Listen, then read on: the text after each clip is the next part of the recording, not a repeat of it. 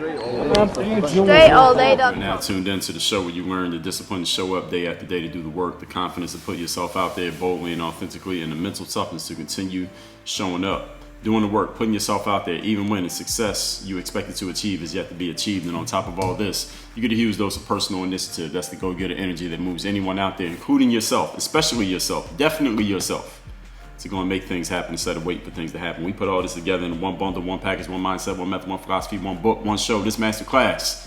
Do you know what it's called? It is called Work on Your Game. My name is Dre Baldwin, also known as Dre All Day. Welcome to the show. Pat yourself on the back if your arms are long enough to congratulate yourself for being here today.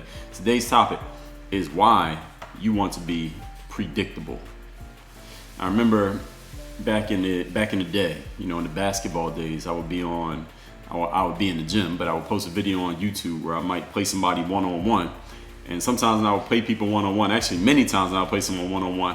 I might do the same couple of moves, 2 or 3 moves over and over again over the course of the game and win the game. I would win the game doing the same couple of moves over and over again. And sometimes someone will leave a comment on the video and say, well, Dre, yeah, you won, but you were doing the same move over and over again. Your game is very predictable. They would say this, predictable as if meaning they could tell what I was about to do next because I kept doing it over and over again. And I would explain to them, well, the purpose of the game is not, this is not a magic show. This is not Las Vegas. I'm not pulling rabbits out of a hat. I don't need to keep doing different things to entertain you. The whole purpose of playing the game is to win the game. We got to remember, like we talked about a few days ago when we're talking about business, you got to know your key performance indicators. In basketball, in case y'all didn't know, the key performance indicator is to win the game. Or is not to do 20 different moves, is not to get a highlight, is to win the game. Everything else is secondary. And I would explain that to the players or the viewers. I'm assuming they were players. Predictability is okay if it's actually working. Okay, any of you have a predictable business that you're doing the same thing over and over again? If somebody watched it, they would know exactly what's going to happen, exactly how it's going to happen, exactly what the result is going to be. That's pretty predictable, right? Is it maybe boring? Is it the same thing over and over again? But you're all right with that, right? Why? Because it's leading to one of your key performance indicators, which is revenue and success for your business, which is enriching you as a person, which seems to be a pretty good idea. So that's why today we're talking about why you want to be predictable, whereas some people who, again, maybe they're two-dimensional thinkers who don't quite understand this, they're going to learn today why predictability is a good thing. Even though predictability can be boring, it's not always sexy, it is not always exciting to the untrained mind. Let me ask you a question. Where's the opportunity then? Since predictability can be boring, not sexy, not exciting to the untrained mind, where's the opportunity? I told you this in masterclass number 1025. It is titled, Where's the Opportunity? The opportunity is always in the opposites. Today we're going to talk about why predictability is a clear opportunity for everyone that is hiding in plain sight. Point number 1. Today's topic is why you want to be predictable. Point number 1, definition of predictable is behaving or occurring in a way that is expected. Simple enough, right? And since some people, not everyone, but some people have very short attention spans that are getting shorter, you are either one of those people with a short attention span, always doing something different, or you may think that you have to cater to people who have short attention spans and change things up all the time. And this is an interesting thing, whenever I go on somebody's show who asks to interview me, it always disappoints me when they want to cut the interviews short, or we do an interview and they ask me a whole bunch of basically surface level questions and we never really get to go deep on any topics because they want to keep the interview a certain length. And this is any interview that's, I would say, 45 minutes or less. You can pretty much learn a lot of surface level things from me. But if you really want to go deep with somebody, you're going to need to take some time. You see the kind of interviews that I've done, see the people I've had on this show. When I have someone on the show, I'll tell you this right now. When I interview anybody for this show or any show that I ever do, I tell them, hey, listen, block off 3 hours. And if I know them like that and I know even more questions I may ask them, I'll tell them block off 4 hours because that's how much time we actually going to take and talk here. And that's how you go deep with a person. You got to really put some time into it. But I see a lot of people who have shows, they want to keep it short, 25-minute, 30-minute, 45-minute interview. And it'll get to the point where I'm starting to get warmed up and the questions are starting to maybe start to have a little bit more substance. Then the person says, well, yeah, one more question before we're out of time. And I'm like, out of time for what? Where's the clock? I didn't know there was a limit to how long your interview could be when it's your damn show. But I see a lot of people doing this. They want to keep it short because they think, well, I don't even know what they think. I think that they think that people aren't going to listen if it's too long, and or these people just don't want to do the work of going deep enough to really get some real juice out of a person. So they're keeping it surface level, which it can entertain people on the surface. But if you really want to go deep with people and you want them to go deep with you, then you got to give them more than just some surface level shit. But anyway, that's just a side note, something that I'm thinking about. Any of you who plan to do interviews or interview shows, go deep with your guests so that you can actually give some substance to your audience, and not just the surface level shit that they could read on a blog post, or they could read everything that you ask that person on their website. Ask them some things that they haven't ever talked about before, and you got to put some time in with a person in order to get to that level. I talked about this in a masterclass on relationships. You want to build relationships in life, you got to put time into the relationship. If you're not putting time into the relationship, then how are you going to build anything? This is just the way that it works in life. Relationships are built on time. Quality conversations are built on time. And I talked about relationships in many episodes here of this show.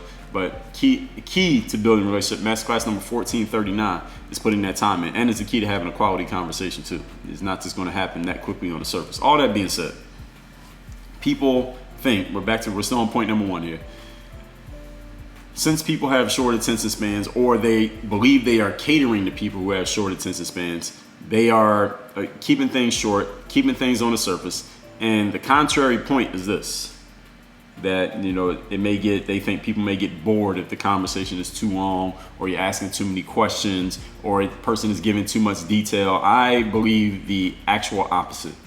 And think about the interviews that you listen to, the ones that you get the most value from.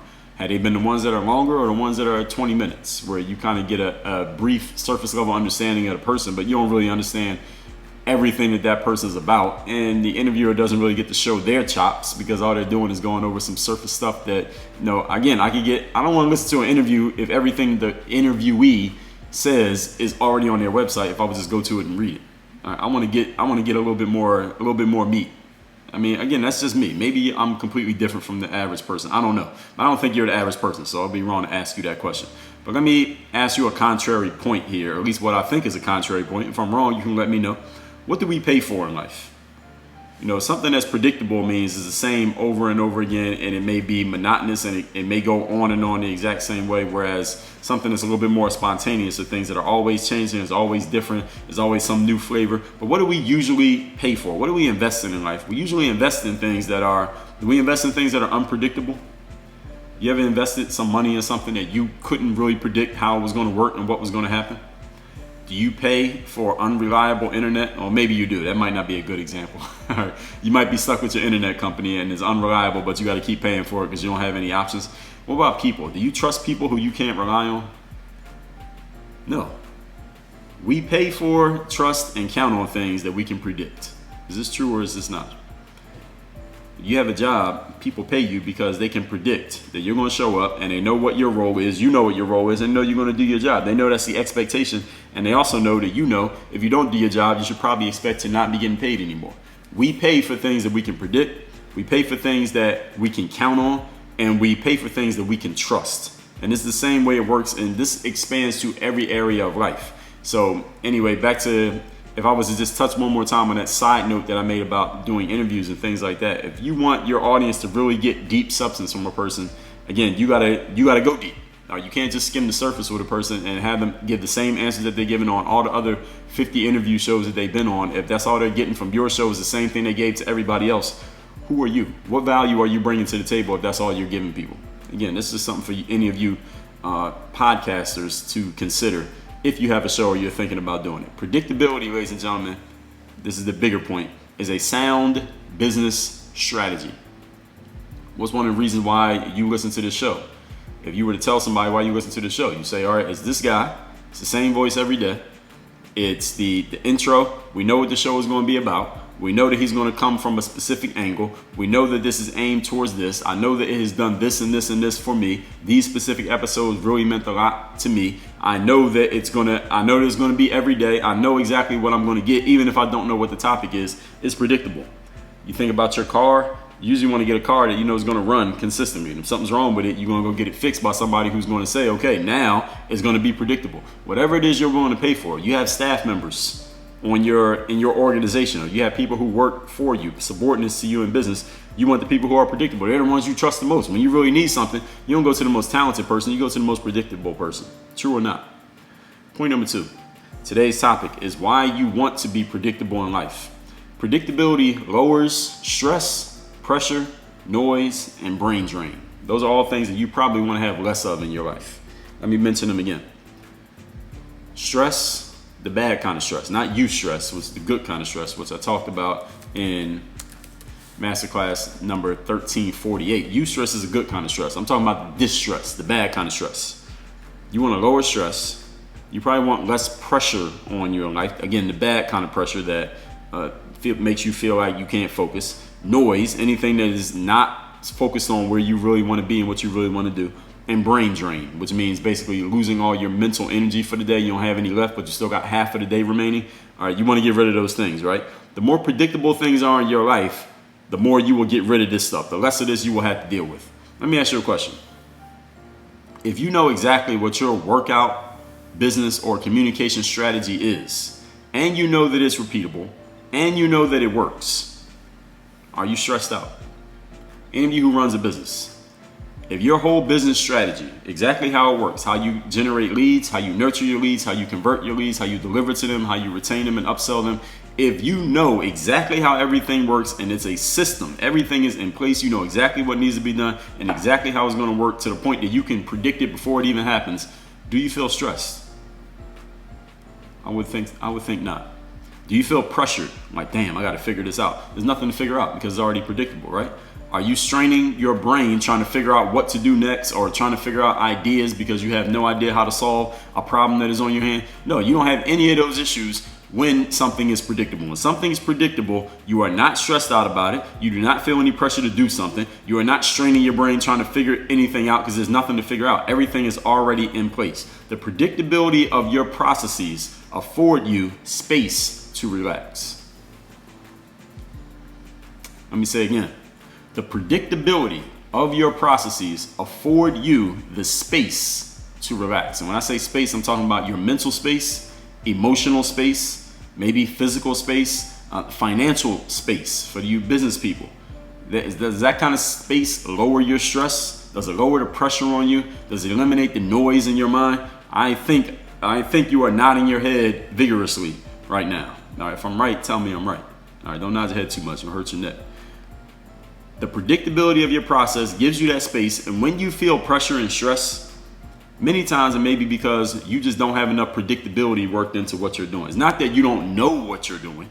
It's not that you have no clue whatsoever. You have a clue. You know what you're doing. You just have to, now you got to figure it out again, and you got to figure it out again. Now you need a new idea. Now you got to do this. Now you got to handle this, this, and this, and you only got enough time to do maybe half of one of those things. And that's where the stress and the pressure and the noise and the braining and the draining of your brain come in. When you're trying to do, you had to do all of these things, but you only have the resources when it comes to time, energy, attention, money, focus to do maybe one or two of those things, but you got 10 things on your list. That's because there's no predictability in what you have going on. This could be with your physical body. It could be in your relationships. It could be in your communication style. It could be in your business processes. If you have no idea what you're doing, then the stress and the anxiety go up. This show right here, in case anybody didn't know, I record these episodes usually healthily in advance from when they actually come out. And that's why I like talking about, that's why, or either because, let me just say what I'm saying. This is why most of these topics are evergreen.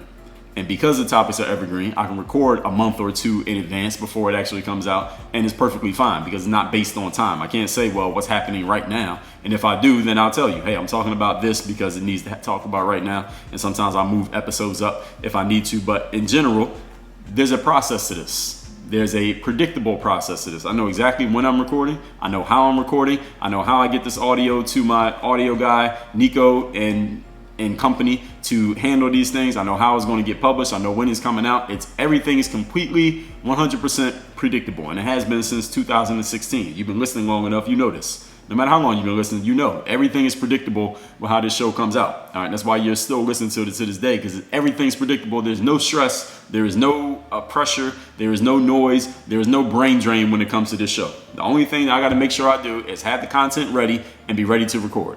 If something gets in the way of that, if I don't have my topics ready and I'm not ready to record for whatever reason, let's say something's wrong with my voice, then maybe there may be some pressure and stress come in, but I know I've given myself a cushion of some time where I can get over it. So if I got a sore throat or something like that, I can take a week and get that right. But you understand what I'm saying.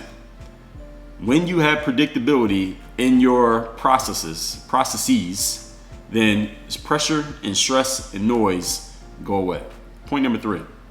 That was the point of why predictability is good for you personally. The first one was about how you can serve other people by being predictable. This second one is more about how you can serve yourself. And let's move on to point number 3. The topic is today why you want to be predictable in life. When you are predictable, other people know what they're going to get from you, and those who want that, they will come in droves. Not only will they come in droves, they will stick around when they know what they're going to get. Again, this show is a great example. You know exactly what you're going to get.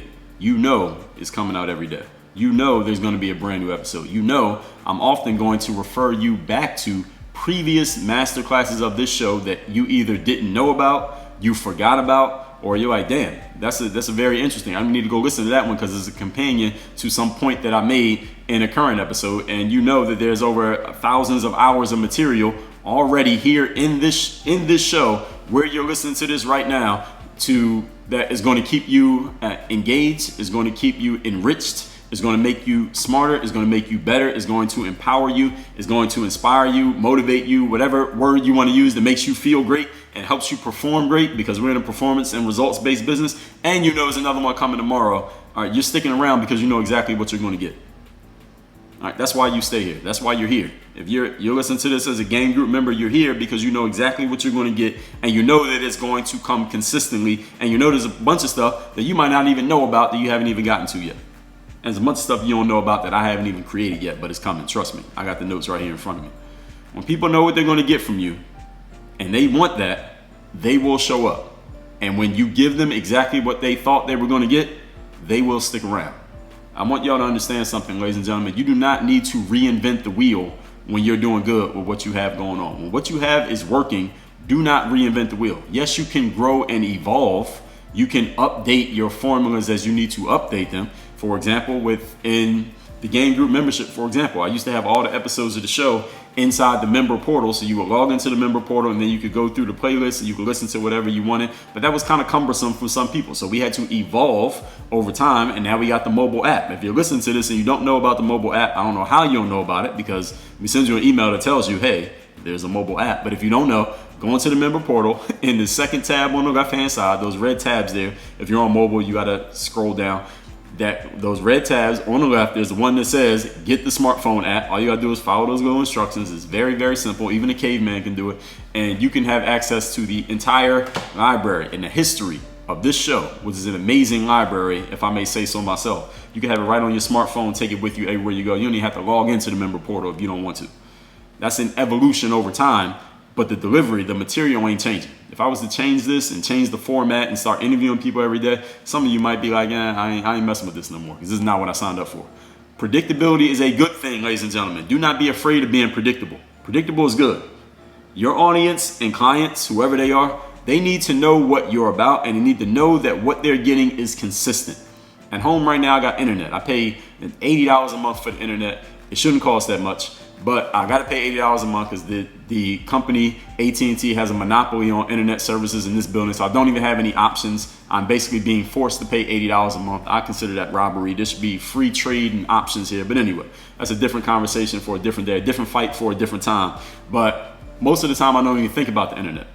Why? Because it's predictable. When I all go into a website, the shit works. All right, when I'm finished recording and I upload the files to Google Drive, I know they're going to upload. When I want to download and stream a video or listen to my own podcast, my own masterclasses, I know they're going to actually play because the data plan works on my phone and the Wi-Fi works in my house. I'm happy with that. I don't need to think about it at all. Understand, y'all, in business, people who sign up with you and follow you want to know what they're getting. They want to know they're going to get it consistently. They like the predictability. Do not think you need to keep changing like a damn chameleon just because everybody else is doing different things. All right? Your audience should know what they're getting. The only exception being if your predictability is unpredictability. All right, unless that's your brand that you're going to be something completely different every day, like Dennis Rodman's hair when he was playing for the Chicago Bulls, unless that's your brand, you need to be predictable. All right, and that's only a very, very small percentage. So don't think you need to do that. Everybody else, focus on consistency. McDonald's, consistency. Anywhere you go, exactly the same. Amazon, consistency. No matter what you order, if you got Prime, it's going to be there in 2 days. Apple, consistency. Every Apple store, same stuff. The process the same way. You buy a computer or a phone, the exact same thing. The process is consistent. Ladies and gentlemen, predictability is a good thing. Do not fight predictability. Do not try to change stripes just because you see other people doing that. That is foolishness. Smart people are predictable. Let's recap today's class. Why you want to be predictable. Predictability is boring. It's not exciting to a lot of people, and that's why I told you in masterclass number 1025, the opportunity is always in the opposites. Point number 1. Definition of predictability is behaving or occurring in a way that is expected. A lot of people think they need to keep changing because they don't want their behavior to be expected. No, that is wrong. You want your behavior to be expected. Predictability is a very, very smart business strategy for your life. Point number 2, predictability lowers stress, pressure, noise, and brain drain. All right, do you want to feel stress and pressure and noise? If you don't, come up with some predictable processes and keep following them over and over and over again. Some people use this word, they call this a routine. It's the exact same thing. Be predictable. And point number 3, when you are predictable, other people know what they're going to get from you. And those who want that, they will come in droves and they will stay because they know what they're getting. People like to know what they're getting. They like to be able to predict what's going to happen. They like to know there is a routine in place in certain areas of life. Routine is a good thing. Again, I can't say this too many times, ladies and gentlemen. Be predictable, be routine driven, be consistent, be the same all the time. People will sign up for that. They will pay for it. They will trust it. They will believe in it, and it will pay you back. Work on your game. Dre all day.